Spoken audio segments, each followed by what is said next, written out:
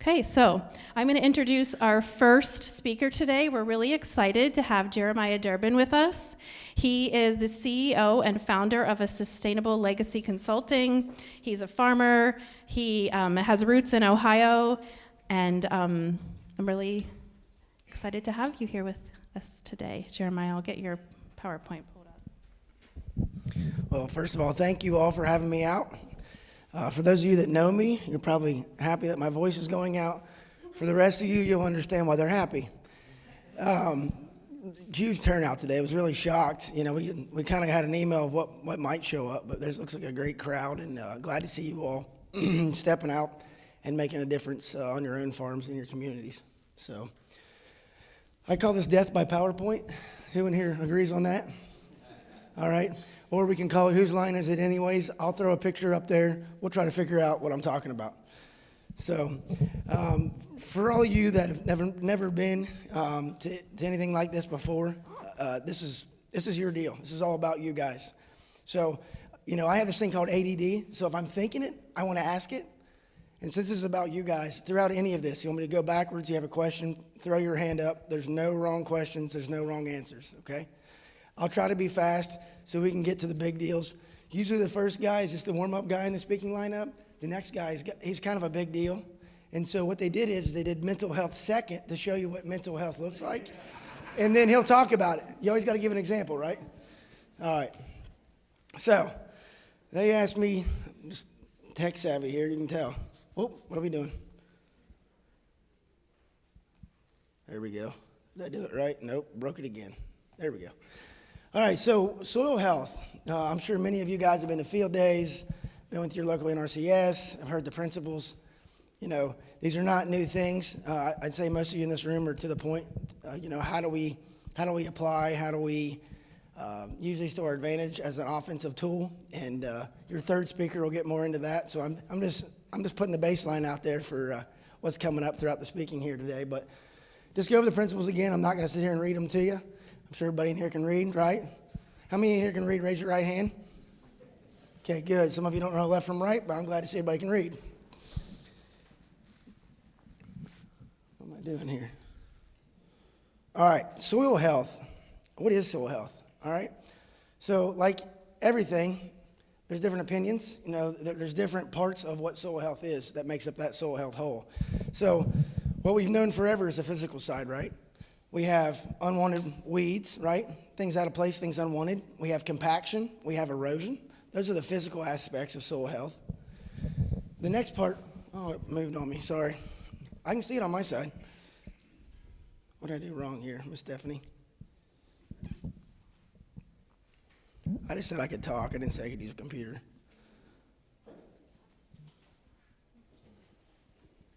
All right, so anyways, it's going to pop up here in a minute. And give the. Is that what you want? This one right here. All right. I don't know why it was. All right. So on my side, there's 3 circles. Okay. So imagine this. Get your crowns out.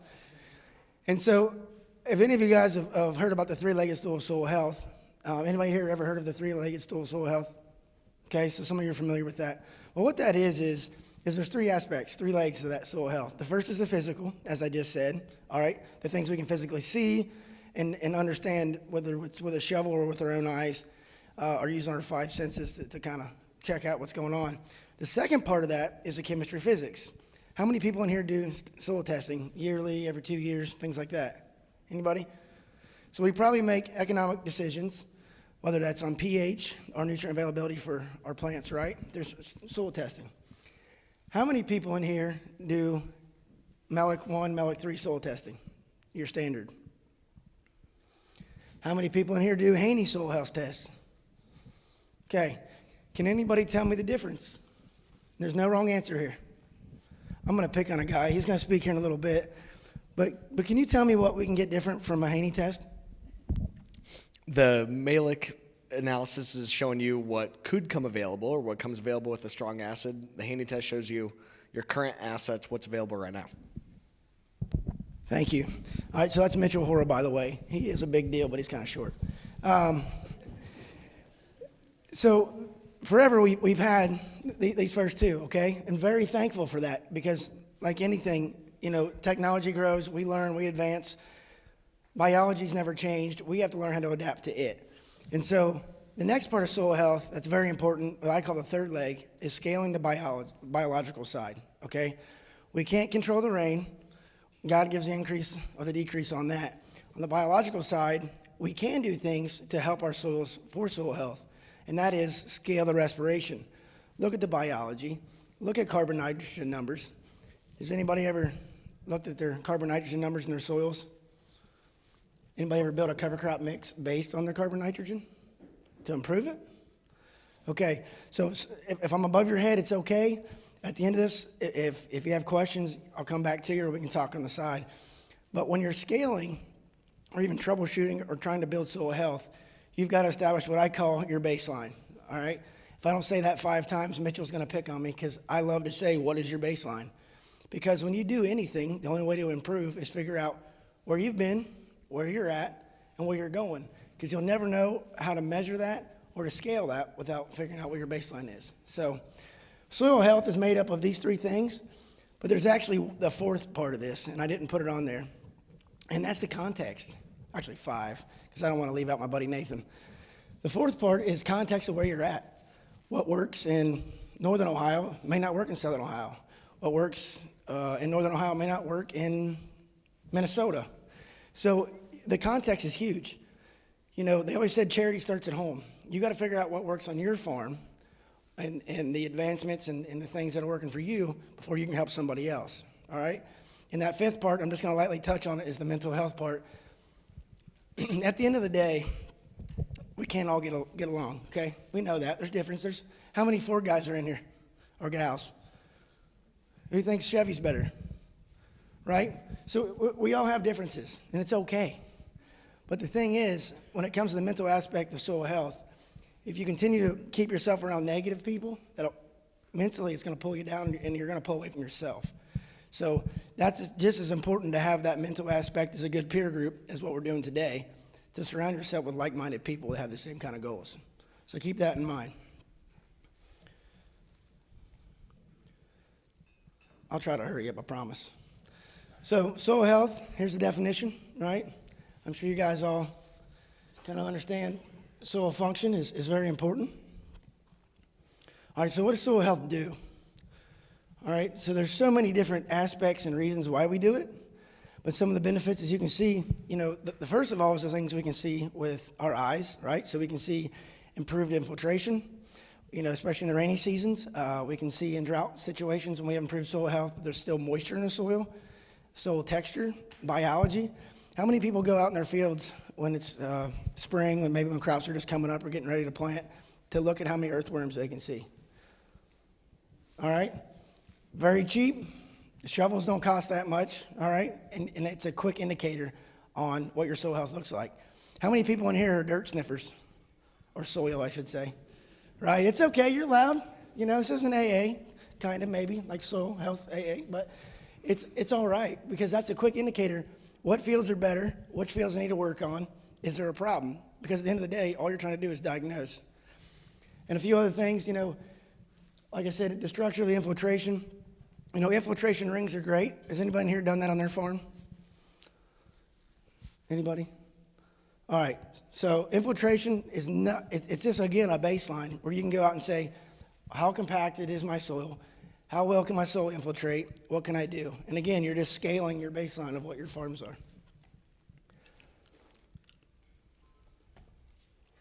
All right, so a few steps.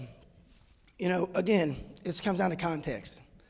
Some areas, no-till's enough. Other places, especially when you're using manures, strip tillage. And again, I'm not saying go out and beat your ground up, but if you have a problem, you have to fix that problem. But it's the ROI, it's the money that goes back into the bank account to pay the payments to decide what's going to be the quickest thing and long-term for the plan for my farm for soil health. So figuring out, if I have high erosion, we got to get something green growing, right? We got to slow that down. Infiltration problems. But also, in the same aspect, if you've got a deep compaction, you can go in there and work that ground, but you're probably going to lose a lot of money because it's going to go down the stream because it's going to erode. Or you can go in there and do some strip tillage and then put something green growing back in its place to help hold that soil open to get that infiltration. And again, I'm not telling you to go out and buy a new plow, okay?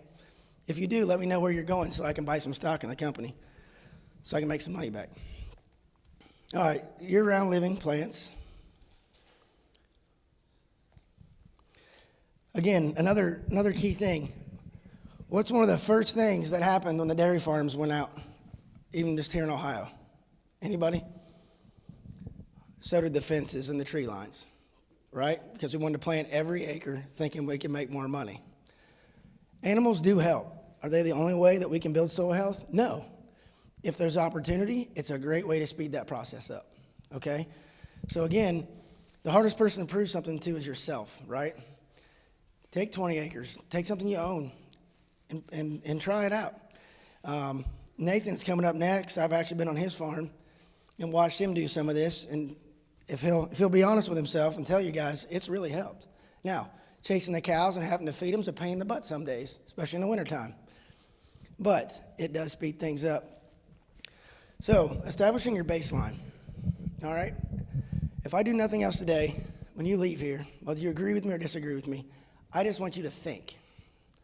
Too often we get this straight focus, and we got to get outside the box sometimes. We got to think more about the pros and the cons, and what am I doing here? What is my purpose? These peer groups you guys are going to work on today, you only get out of it what you put into it. So you're only going to be honest with yourself to tell yourself where you're at, to grow. If you want to lie to yourself, you can tell how great things are going, but in the back of your head, you know better. And again, that goes back to the mental aspect of soil health. You got to figure out what you're doing. Am I towards the end of my legacy? What am I leaving behind? What's my purpose in farming? What's my family going to do? You know, to me, I think soil health is very important for multiple reasons. One, we're better land stewards. Two, Thomas Jefferson even said it, there's something between hard work, and I'm paraphrasing, I'm not trying to give exactly what Thomas Jefferson said, but that relationship, that bond between you and that farm and that soil, you just can't beat it. You can't buy it, other than buy the land. But what you're leaving behind is a legacy of hard work. So you can invest in that land, and I'm not just saying fertilizer, but if you can make that thing self-sustainable, not only leaving behind a legacy, maybe your kids, your nieces, your nephews, or whoever you will leave it to, but you're showing leadership, stewardship, and something that's long-lasting. But it's up to you whether or not you teach the next generation and show them where you fail. Because at the end of the day, who in here doesn't like their ears tickled because they did something right? But sometimes just telling people what we did wrong is how we grow. So, different ways, again, myself and what I do, and I didn't really dive into this, maybe I'm a little late in the conversation, but, you know, I do work in 8 states as an independent crop consultant. Multiple crops, some soil health, some not, some conventional, and again, meeting people where they're at and trying to build their soils and help them be better. I work in Tennessee as the TACD soil health specialist, so I work with row crop production and pasture people to improve soil health. So with all that being said, people come to me and ask me, how do I improve? First of all, figure out your baseline, right? Where do you want to go? What do you have? That sort of thing. Next thing is, how do I scale it? So here's some ways on how you can scale your baselines. And again, I'm not going to sit here and tell you, map your fields and only do grid or do zone management. Again, you have to figure out what you want to do to your context where you're at. But these are some of the tools that I use to figure out what my baseline is in soil health. So, what you talked about earlier, standard soil testing, Mellick 1, Mellick 3, Bray, Olson, there's all kinds of different ways.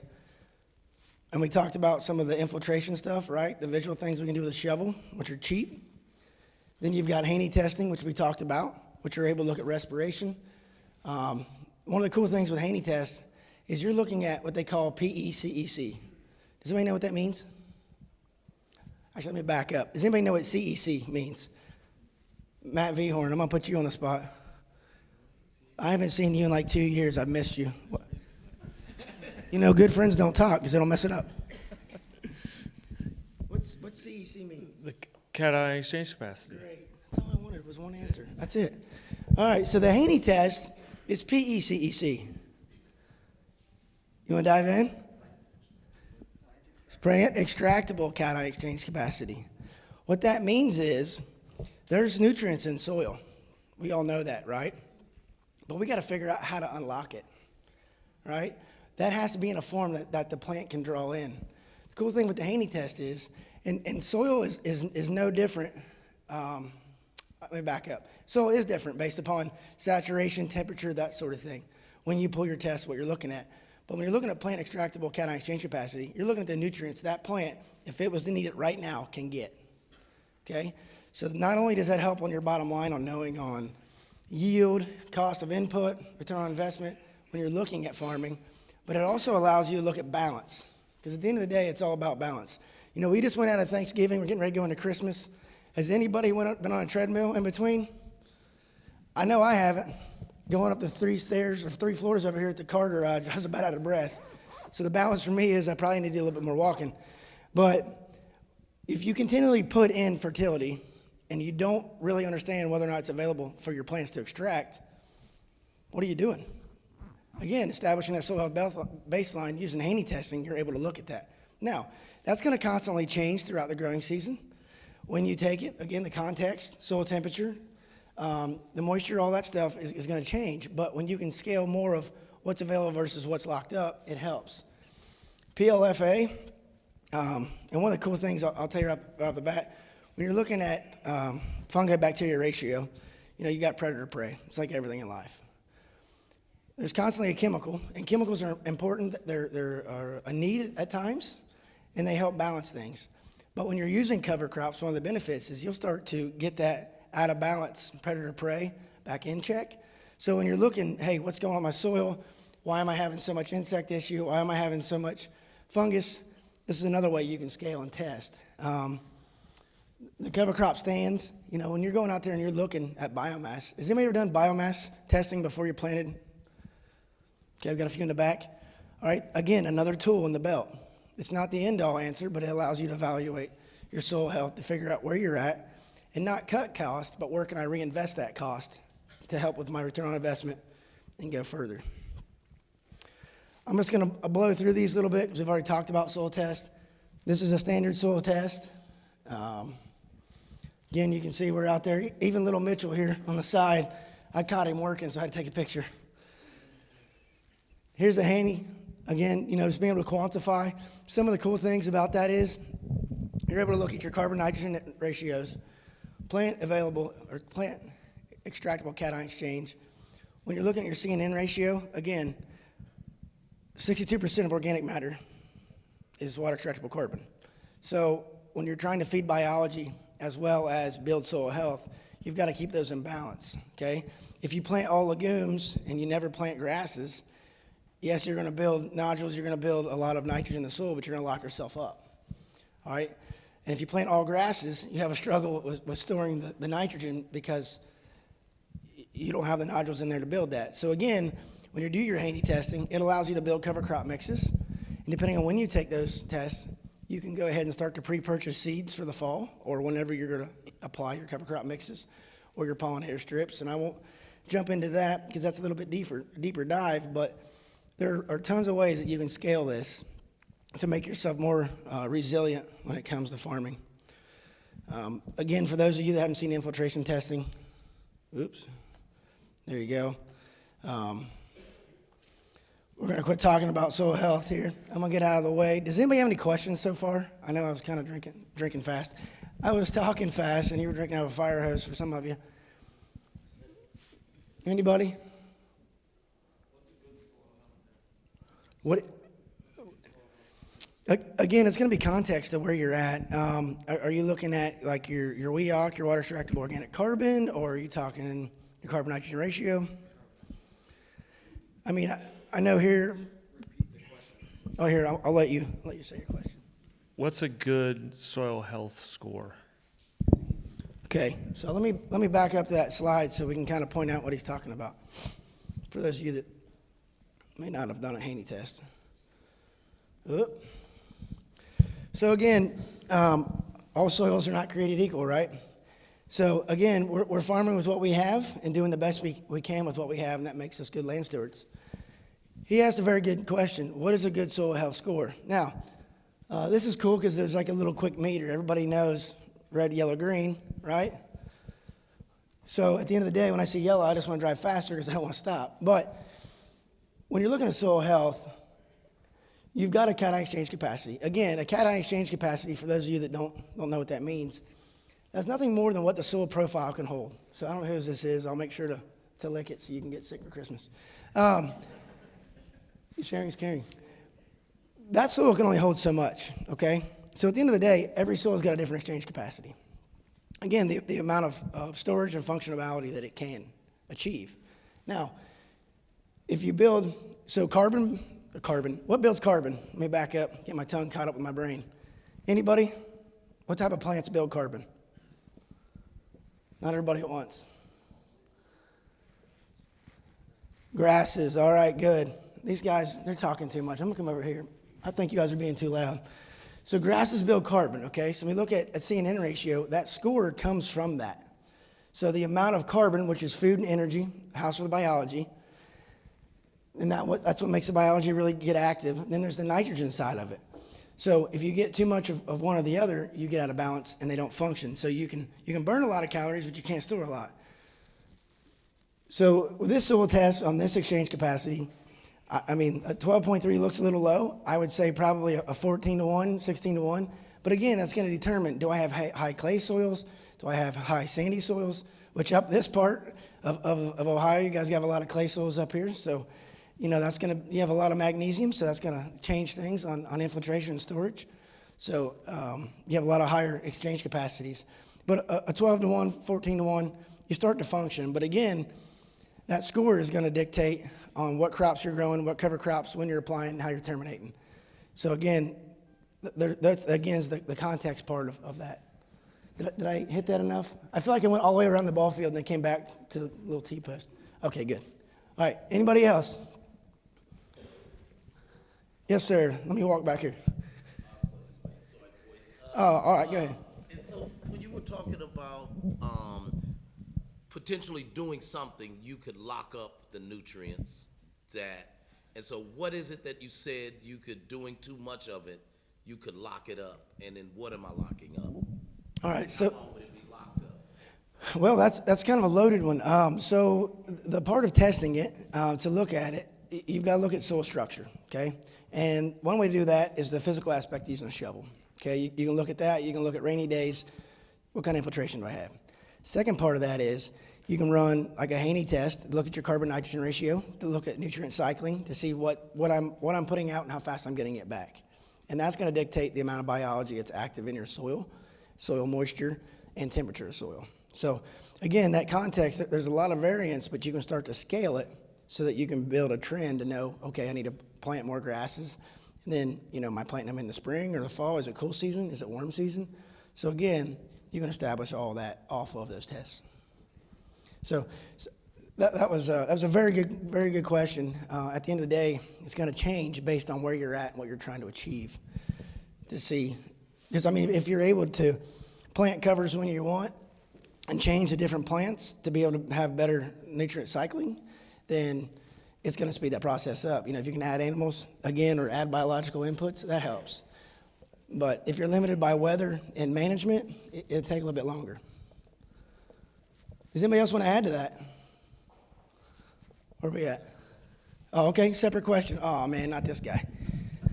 How are the protocols for pulling a Haney test compared to the protocols for pulling a normal soil test we're used to? Okay, so here's what I'm going to tell you on that. Again, the context comes back to when you pull it, okay? So when you pull your standard soil test, or even a Haney, you're never going to get the same date, right? It's like trying to plant a seed. Do I plant May 1st? You know, you're not going to get that. But if you're pulling in the spring, same soil moisture, same soil temperatures, okay? That 6 2/3, 0 to 6 inches is our standard, right? So you can do the same thing. Because again, there's no sense in looking at 12 inches if you can't penetrate to get the 6 inches of nutrients, right? Now, as you grow and as you get going, the cool thing with the Haney is I like to pull them in the spring because for me, that soil's coming to life. It's heating up. It's almost like checking the oil and the gas in the tractor, right? Do I have enough? What am I going to need? What's my budget look like?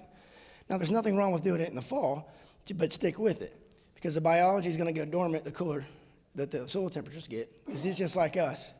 We're going to get more done when it's warmer outside until it gets too hot, as compared to when we're in overalls and bibs, and it's the same thing, and coats and toboggans when it's colder, because we're not going to get as much done. Now, one cool thing with the handy test I like to do, is especially with corn or wheat, when you're going out there and pull your nitrogen testing, you're able to go out and look at your, this is still up. So you can look at nitrogen, you got ammonium nitrogen, and then you can look at your organic nitrogen. So the benefit of the biology, so you're able to give credit to that. That's another good thing from the handy test. So you're giving credit back to what biology's doing. So again, it helps your bottom line return on investment on not over applying nitrogen. So you can pick different times of when you pull these tests, but back to the standards, they're going to be the same as far as the 6 2/3, 12-inch, 8-inch, but stick with it. Because we know that the deeper or the shallower you get, the nutrients is going to change, right? The numbers are going to change, but it's not going to change availability. Thank you for that. Anybody else? All right. How am I doing on time? Anybody?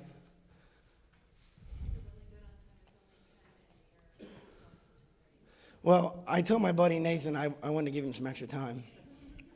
All right, so I really like these peer groups you guys are working towards here. I know I've been talking about soil health, but it's very important, and I'll let Nathan, I won't steal his thunder on the mental health part, but finding like-minded people. You know, at the end of the day, one train caboose can pull a few carts, right? And what I mean by that is, we're trying to make changes, but at the end of the day, we all get tired. We all get burned up. Even though we're heading in the right direction, we know we are, but we get very tired. Now, I can tell you from my experience, it's hard to find your neighbor or somebody within 30 miles that's wanting to be on the same page as you if they're a large farmer, because there's threats there, right? The threat of losing land, the threat of all the different things.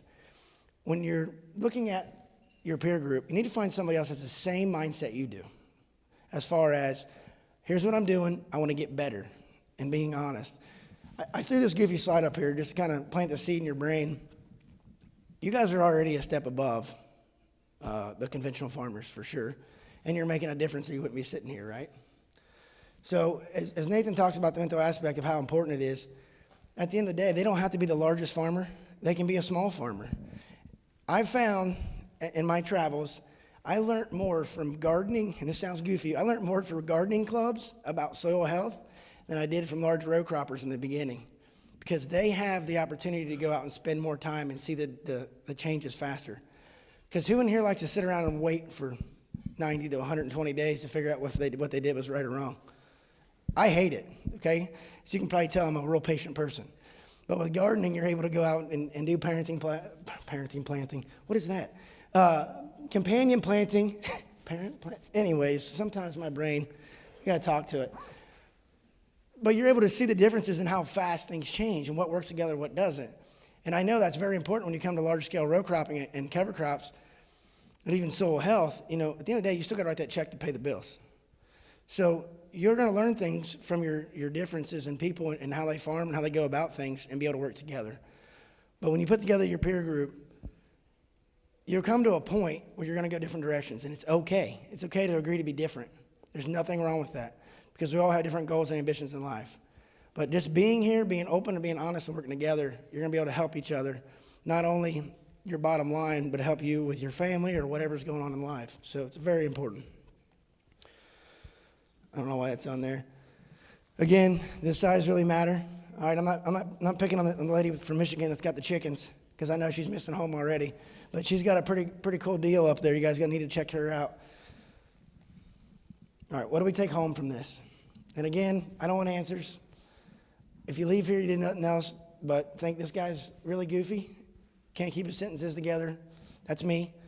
But I do care about what I do, and I care about you all. And if nothing else, think outside the box. Ask the whys. Figure out, what can I do different? You know, what's the definition of insanity? Nathan. Doing the same thing, but expecting different results. So when it comes to soil health, it's the same. You know, when soil health first started, it was a buzzword, right? It was a flash in the pan. Everybody got on board. But the problem was, we were new. We were all pioneers. You guys should all pat each other on the back that's been a part of this. It's not cool to be outside the normal club. But at the same time, I think it is cool because when you get outside the box, you figure out what works and doesn't work, and you figure out who your friends are. So when you try new things, go small, prove it to yourself, and work at it. Remember, if you can't duplicate it, you can't scale it, you don't know what you did. So I'm going to get out of the way here. Does anybody have any final questions or thoughts? Yes, sir. On that soil test, there was an optimum level for the CN ratio? Yeah. And it said 8, I believe was, I couldn't quite see it, but what's the range on that where you'll get an optimum? So again, that's going to change based on your soil, your exchange capacity, and what your infiltration and your biology is like. So, I mean, it can be anywhere from 5 clear to 30. But again, you're going to lock yourself out. It's almost like a pH. You can become too acidic or too alkaline. So it's all about that nutrient cycling. And Mitchell's actually going to touch more on that when he talks into the profitability side of the Haney test. But that's a good question. In your soil and your context where you're actually going to dictate that. You know, again, the sandier soils are going to be a lot different than, I can tell you this, working on the East Coast, those guys have very sandy soil. So they have the ability to lose a lot, but they can burn real fast. When we have heavy clay soils, we burn slower, but we have the ability to store more, okay? So depending on what type of soil type you have, that optimum range is going to change a little bit. So you may need a little bit more to burn in the East Coast as compared to, at least from my experience here, you know, you can get away with a 14-to-1 or a 16-to-1. You go out there, you got to raise it because it's going to burn faster. Plus, I call them heat days, you know, the days that the soil stays warm for the biology to burn longer. Thank you for that. Anybody else? All right, well, thank you for letting me waste your time. I hope you all have a Merry Christmas and a Happy New Year.